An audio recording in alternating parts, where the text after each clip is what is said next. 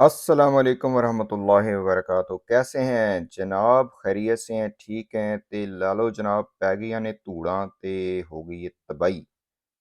कराची की मगविया बच्ची दुआ ज़ाहरा के बयान के हवाले से हम कुछ डिस्कशंस कर रहे हैं और कुछ जो नई रेवोल्यूशंस पता चली उसी बयान के हवाले से वो ये चली कि बच्ची ने कहा है कि ए ढक्कन वकील है जड़ा और चाची 420 दोनों फ्रॉडी हैं।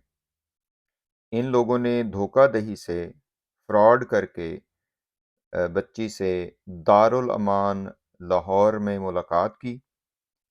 इन्होंने जैसे भी इजाज़त ली अदलिया से या जो भी कोर्ट है वो वाक़ई अजीब है, जिसमें ज़ुनैरा मैम की मुलाकात कुछ मिनट्स थी और उसके बाद जो ढक्कन वकील साहब हैं वो कोई घंटा डेढ़ उन्होंने मुलाकात की और वहाँ पे बच्ची ने अपने बयान में ये कहा है कि इसने कहा कि मुझे अदालत की तरफ से अपॉइंट किया गया है और जो कागज़ात इसने दिए साइन करवाने के कुछ एम्प्टी पेपर्स पे या स्टाम्प पेपर या जो भी उसके ऊपर भी निशानाते अंगूठा भी लिए और साइन भी करवाए। अब बच्ची ने कह दिया है कि ये फ्रॉड किया इसने मेरे साथ, मुझे कोई डिटेल्स नहीं बताई और उसके बाद आपको पता है कि इन्हीं मोहतरम की तरफ से, ये ढक्कन वकील की तरफ से अभी ये गायब हैं, वो ढक्कन लग रहा है हवा में उड़ा पड़ा है। जो कहते हैं ना कि सोडे की बोतल से जब ढक्कन उतरता है तो वो शूं करके ऊपर जाता है, तो वो भी शूं फूं हुई पड़ी है अब इनकी। तो ये गायब हैं, बच्ची ने कहा है कि इसने फ्रॉड किया है। अभी अगर कोई बयान इसकी तरफ से आता है या ज़हीर गैंग की तरफ से आता है या बाकी लोगों की तरफ से आता है तो उसको सही ना समझा जाए, अदालत उसको बिल्कुल कंसिडर ना करे। इन लोगों ने धोखाधही से मेरे साथ ये काम किया और मुझे अपने वालिदैन के ख़िलाफ़ उकसाते रहे। ढक्कन वकील साहब भी गाइडलाइन देते रहे और ये किसी से ढका-छुपा नहीं है गाइस। आपको पता है कि ढक्कन वकील किस तरह की बकवासबाज़ी करता रहा है, इसका किरदार क्या रहा है, प्रेस कॉन्फ्रेंसेस करवाता रहा है। जब बच्ची का आने की ये बात कन्फर्म हो गई थी लाहौर से कराची, तो ढक्कन वकील किस कदर बेताब हो रहा था। इसने झूठा और जाली एक वो उधर लाहौर के लोअर कोर्ट में एक एप्लीकेशन दी कि बच्चे का ऑसिफिकेशन टेस्ट होना चाहिए और उसके ऊपर अर्जेंट ऑर्डर भी ले लिया। ये बात है between 19 to 20th of July 2021 I believe. वहाँ पे इसने एक ऑर्डर भी ले लिया और इसको इन्होंने अपने सोशल मीडिया गंद प्लेटफॉर्म पे शेयर भी किया कि जी कल वालदैन आके जी कोर्ट में ये बताएं कि बच्ची का ऑसिफिकेशन टेस्ट होगा, थर्ड ऑसिफिकेशन टेस्ट। और लेकिन जब फैक्ट्स बताए गए अदालत को, बताया गया कि माई बाप इधर तो काम खराब है, झूठ बोला इसने आपसे, ते ਉੱਥੇ फिर ये जनाब कहते ने ना दुम दबा के भागा, फिर ये निकल लिया। जब अदालत को ये कहा गया कि भई आप ये ऑर्डर ही नहीं कर सकते हैं, ये मेडिकल तो पहले हो चुका है और 11 डॉक्टर्स ने किया है और यहाँ पे ये कह रहे हैं जी दोबारा ऑसिफिकेशन टेस्ट करवा लें। तो अब ये इसको सुबकी हुई वहाँ पे, उसके बाद फिर ये चले गए जी जो है ना वो बन के जो भी रिश्तेदारी निकाल के ये जो कज़ाबा है, ये रिश्तेदारी निकाल के पहुँच गई उधर दारुल अमान में। जैसे कि मैंने पहले कहा कि कुछ लोगों ने कहा है कि शायद ये जो दारुल अमान वाला भेजने का प्लान था, ये उसका था, राय खुर्रम का था। मेरे ख़्याल में ऐसा नहीं है, मेरे ख़्याल में ये इसका प्लान था, ये ढक्कन वकील का प्लान था। क्योंकि असल में जो ये अवॉइड करना चाह रहे थे, वो ये चाह रहे थे कि बच्ची जो है वो इनसे बाज़याब ना हो, जब अब पुलिस आए इनको लेने के लिए।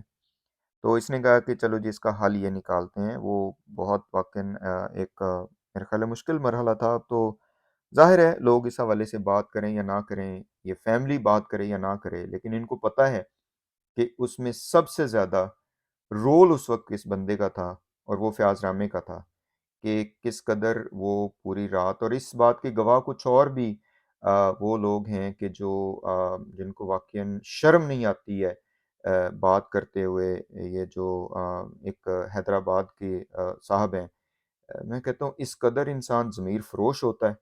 ये बंदा वहीं था। ये मैं चूँकि कराची में था, ये बात है जनाब, आई डू बिलीव 20, हाँ, की क्योंकि 21 को ये अदालत लगी थी इकबाल कलोड़ा साहब की। तो ये 20 की नाइट वाली बात है, जब हम सारे वो उसमें हम डिस्कशन कर रहे थे ये सारा कुछ, ठीक है जी। अच्छा, उसके बाद फिर जब ये बच्ची को लेके आना था लाहौर, तो ये भी बंदा ये वहीं था उस वक़्त जब हम थे। तो अब ये जिस तरह की हरकतें करता फिर रहा है, क्या कह सकते हैं इस हवाले से? यही है कि इंसान इस कदर ज़मीर फ़रोश हो सकता है, क्या कह सकते हैं। बहरहाल बात मैं ये करना चाह रहा था कि शायद लोग अपने मफ़ादात की वजह से नहीं बात करना चाहते, ना करें, लेकिन पता है हमें कि इस सिलसिले में सबसे ज़्यादा हेल्प किस बंदे की है। फ़याज़ रामे ने ये सारा कुछ किया और उसमें तलहा कुरैशी ने इस वक़्त जो है ना ये सारा बताया कि ये जो ढक्कन वकील ने भेजा है बच्ची को दारुल अमान में, ये एक चाल है, ये अदालत को धोखा देना है और आप लोग सुबह जाके ये बात करें। वहाँ पे जबरान नासिर साहब के साथ कोई 3 घंटे की हमारी सिटिंग हुई, वहाँ पे ये सारा डिस्कशन हुई। आई डू बिलीव ये रात कोई तकरीबन ढाई बजे तक हम लोग बैठे रहे, जबरान नासिर साहब के साथ ये सारा प्लान करते रहे। वहाँ पे एक मर्तबा तो ये था कि ये सारे लोग कह रहे थे कि अब तो कुछ होने वाला ही नहीं है, क्योंकि इन्होंने गेम ही सारी उल्ट दी थी कि जी इनकी पिटीशन ये थी जबरान नासिर साहब की कि बच्ची को बाज़ियाब करवाया जाए, लेकिन बच्ची अब बाज़ियाब चूँकि हो चुकी है, तो ग्राउंड्स ही नहीं है कि किस बात पे वो करें। लेकिन जब ये तलहा कुरैशी ने कहा कि नहीं, आप इसको इस तरीके से हैंडल करें कि आप बताएँ कि भई ये तो धोखा देने के लिए आपको कहा, इनकी किसी बात में सच नहीं है। तो वहाँ पे फिर ये सारा डिसीज़न हुआ कि नहीं, बच्ची को वापस आना चाहिए यहाँ पे कराची में। बहरहाल जी, क्या कह सकते हैं, इंसानों के ज़मीर जो हैं वो बदल जाते हैं, इंसानों की सोच बदल जाती है। इब्नुल वक़्त जो लोग होते हैं उनकी सोच बदल जाती है, लेकिन जो प्रिंसिपल्स को फ़ॉलो करते हैं वो रहते हैं। तो यहाँ पे ढक्कन वकील साहब को बता दें कि आपके तो बड़े दावे थे। आपको पता है पिछले कोई 2-3 हफ़्ते पहले ही इस पे मैंने बात की थी, क्योंकि ये हर जगह पे कह रहा था कि ये केसेस ख़त्म होने जा रहे हैं, ये जी बयानात कुछ भी नहीं होंगे, ये सुलह हो रही है, ये फ़लाँ हो रहा है। तो मैंने उस वक़्त कहा था कि हमारा ख़्याल है कि ये ट्रायल भी चलेगा। बहरहाल लोग इस पे सस्पिशियस हुए कि बच्चे इतने देर देर हो गई है, वो घर में है, तो ये क्यों नहीं हो रहा? ज़ाहिर है लोग जुड़े हुए हैं इसके साथ, हर बंदे की अपनी-अपनी वो होती है।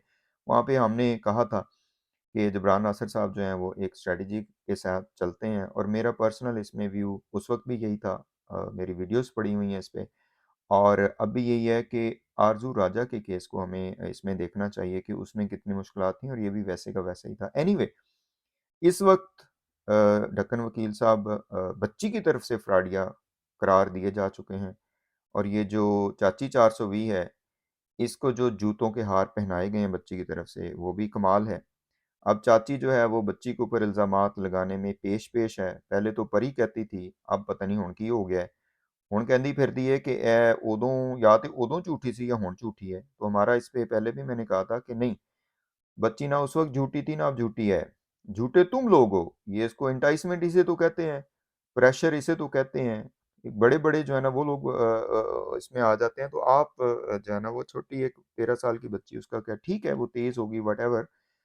तो अब ये टोटली अपनी सिचुएशन जो है ना उसको वो चेंज कर रही है। बहरहाल जी, ढक्कन वकील साहब ਨੂੰ ਫਰਾਡੀਆ ਹੋਣਾ ਮੁਬਾਰਕ ਹੋਵੇ ਤੇ ਹੁਣ ਆਓ ਸਾਹਮਣੇ ਜ਼ਰਾ, ਕਿੱਥੇ ਗਏ ਹੋ ਚੰਨ ਸਰਕਾਰ, ਕੀ ਹਾਲ ਹੈ ਹੁਣ? ਹੁਣ ਤੇ ਉਹ ਕਹਿੰਦੇ ਨੇ ਨਾ ਕਿ ਪੰਜਾਬੀ 'ਚ ਮੂੰਹੋਂ ਹੀ ਨਹੀਂ ਫੁੱਟਦੇ ਪਏ। ਹੁਣ ਕਹਿੰਦੇ ਨੇ ਜੀ ਸਾਡਾ ਤੇ ਇਸ केस ਨਾਲ कोई ताल्लुक ही नहीं है। देखते हैं जनाब फिर क्या बनता है। बहरहाल फ्राडी तो ये शुरू से ही है, बाकी फिर बाद में डिटेल्स। अस्सलाम वालेकुम रहमतुल्लाहि व बरकातहू।